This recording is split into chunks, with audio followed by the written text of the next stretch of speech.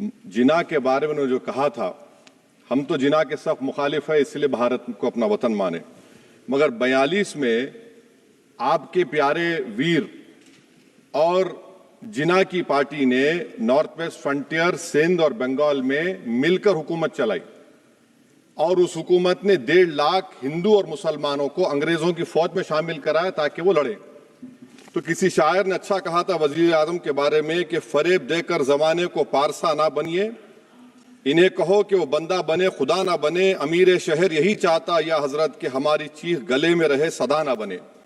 दूसरी बात मैडम, हमारे वजीर दिफा जनाब राजनाथ सिंह साहब ने बड़ा ही अजीब व गरीब और तकलीफ दे बात कही उम्मुल मोमिनीन के बारे में और उम्मुल किताब के बारे में। उम्मुल मोमिनीन उनको कहते हैं जो हमारे प्रॉफिट मोहम्मद सल्लल्लाहु अलैहि वसल्लम की वाइफ हैं, वो हम तमाम मुसलमानों की माँ, हम उनको तस्वुर करते हैं, मगर हम उनकी इबादत नहीं करते, हम अपनी माँ की इबादत नहीं करते। उम्मुल किताब कुरान है, हम कुरान की इबादत नहीं करते, कुरान अल्लाह का भिजा हुआ कलाम है। तो उसके बारे में शायर ने अच्छा कहा कि खबर नहीं जिन्हें अपने दीन व मजहब की, हमें वो दीन का मतलब सिखाने निकले हैं। अहम बात यह है कि मैडम, हमारे मुल्क का आइन का इस लफ्ज से आगाज होता है वी द पीपल। इसका आगाज भारत माता के नाम से नहीं होता है। हमारे संविधान का जो प्रियम्बल है वो क्या कहता है? Liberty of thought, expression, belief, faith and worship. अगर दस्तूर का ये पहला सफा ये बात करता है तो फिर कैसे किसी शहरी को किसी खुदा, देवी, देवता की इबादत करने पर या सजदा करने पर मजबूर किया जा सकता है? आप ही की पार्टी से आज की जो बातें हुई है इसी का बोल रही हैं। हमारे कॉन्स्टिट्यूंट असेंबली में मैडम एक मोहतरमा थी रोहिणी कुमार चौधरी ने एक तजवीज दी थी कि प्रियम्बल में किसी देवी के नाम से शुरू हो।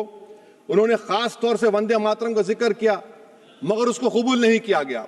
फिर केवी कामत साहब ने एक तजवीज दी कि इट्स सिटीजन्स को बदलकर हर सिटीजन्स किया जाए और खुदा के नाम से शुरू किया जाए, वो तरमीम को मुस्तरद कर दिया गया।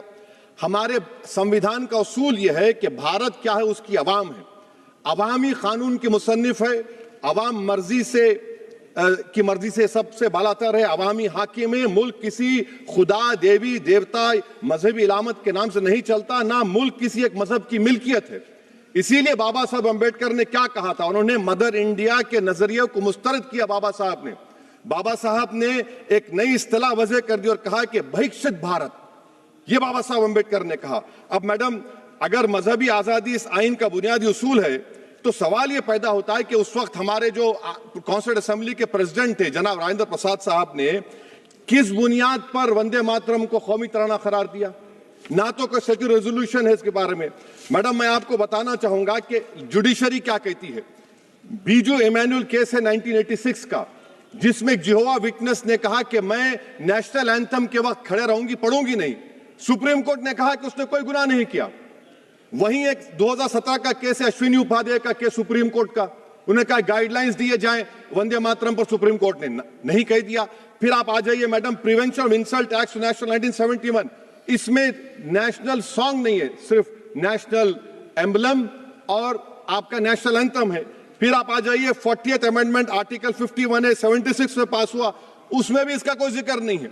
मैडम, मैं आपके सामने बताना चाहूंगा कि हमारा भारत एक इसका मजमुआ क्या है। इसमें हिंदू है, मुसलमान है, सिख है, ईसाई है, जैन है, एथिस्ट है, मेहनतकश है, किसान, गरीब, मजलूम और दलित है।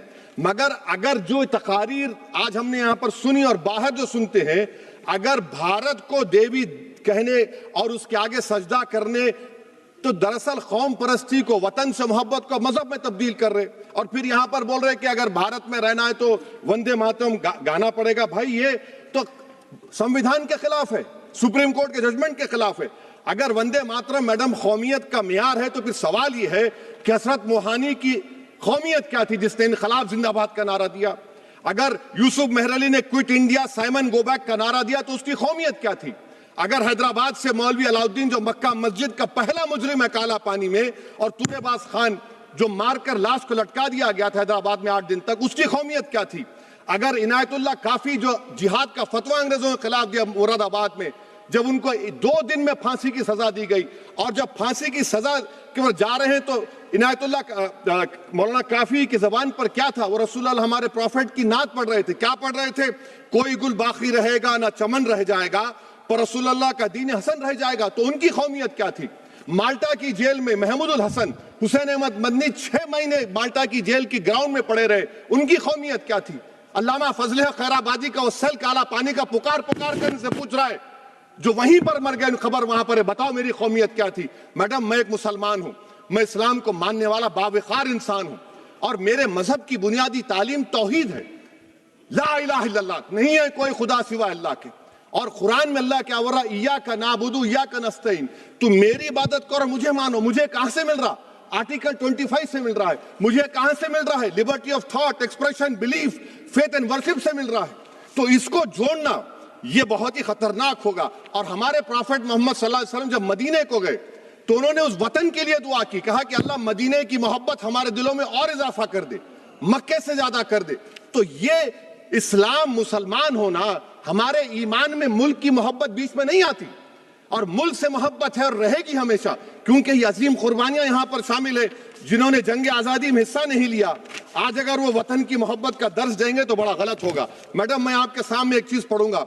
1937 रविंद्रनाथ टैगोर ने लेटर लिखा सुभाष चंद्र बोस को। मैं सिर्फ, किसी ने नहीं पढ़ा ये। क्या कहा टैगोर साहब ने? But parliament is a place of union for all religious groups and there the song cannot be appropriate. When Bengali Muslims show sign of stubborn fanatism, we regard it intolerable. When we too copy them and make unreasonable demands, it will be self-defeating. ये मैं इसको ले करूंगा madam, आप देख लीजिए। फिर दूसरी तरफ मैडम आप आ जाइए, मैं यहाँ पर बैठकर, हाँ, जितने तकारीर यहाँ पर हुए सब जनगण मन पर तनकीद किए। तो मैडम मुझे ये कहना पड़ेगा कि जनगण मन पर आप लोग इतनी तकलीफ क्यों उठा रहे हैं? आखिर इतनी तकलीफ क्यों है?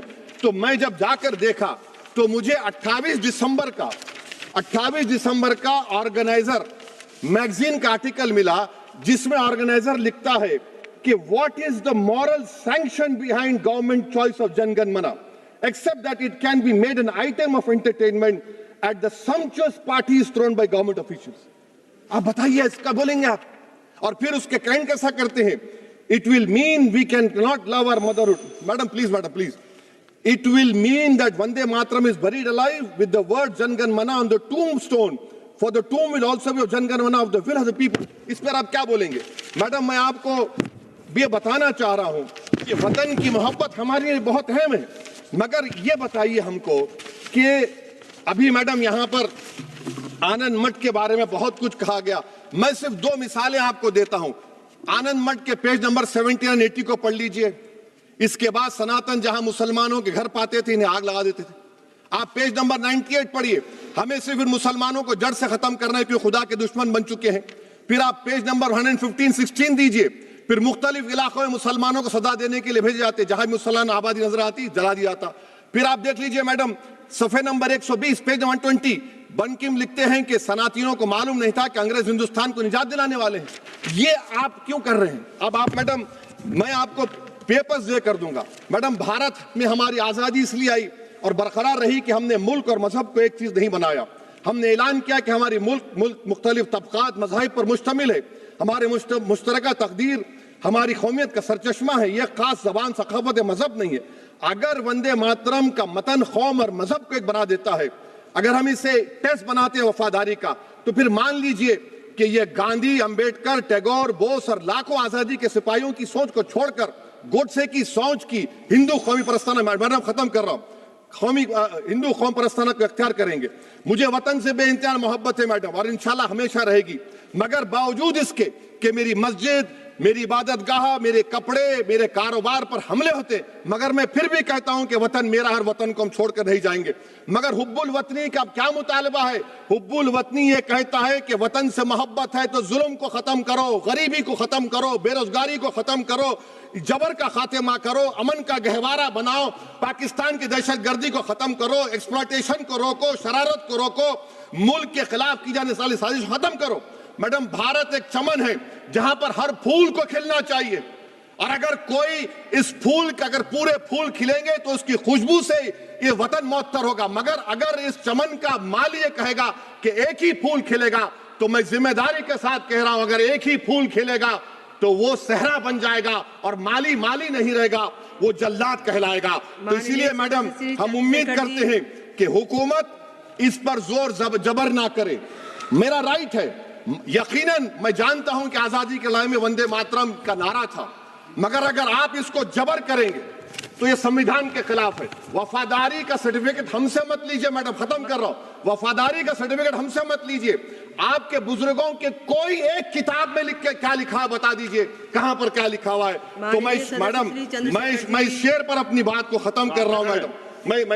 मैं इस शेर पर अपनी बात को खत्म कर रहा हूं मैडम। मैं अपनी बात को खत्म कर देता हूं मैडम, क्योंकि आप बहुत जल्दी में हैं। कि भारत जिंदाबाद, हिंदू मुसलमान जिंदाबाद, दलित जिंदाबाद, ईसाई जिंदाबाद, आदिवासी जिंदाबाद, जो किसी खुदा को नहीं मानते वो भी जिंदाबाद, और मैडम सब पिछड़ा सब आ गया इसमें। तो हम उम्मीद करते कि इस रूह को आप समझेंगे अगर आप सिर्फ अपनी आइडियोलॉजी को लेकर चलेंगे। और आखिर में मैडम, जनाब बंकिम चंद्रा साहब के बारे में मैं आपके सामने डॉक्यूमेंट लेकर रहा हूं कि उन्होंने बीए का एग्जाम पास नहीं किया था, 7 मार्क्स से फेल हो गए थे, ये भी रख रहा हूं। तो आप जिसको लिटरेरी जायंट बता रहे, ये नहीं है। बहुत बहुत शुक्रिया मैडम।